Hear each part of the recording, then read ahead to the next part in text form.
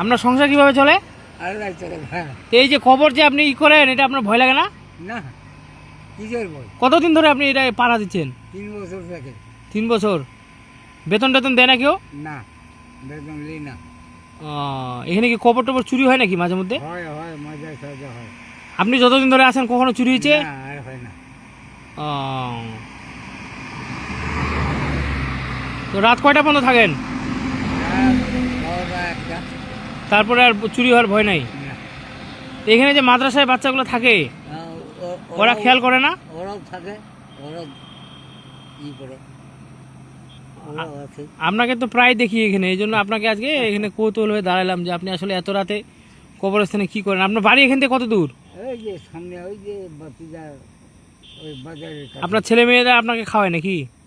না, ছেলে মেয়েরা তো আমার এককভাবে খাইয়ে। একক খান? না, আর দিনের বেলা কি কাজ করেন? ওরা ভিন্ন। আমি গরু পালি, ছাগল পালি, এগুলা বিক্রি বাটা করে খাই। আর লাই চলে যায়। কাপড় কেনা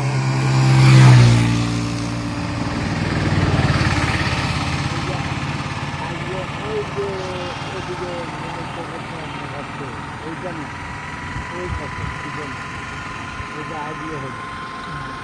আজকে কবর দিছে, এই জন্য পাহারা দিচ্ছেন না? হ্যাঁ, আর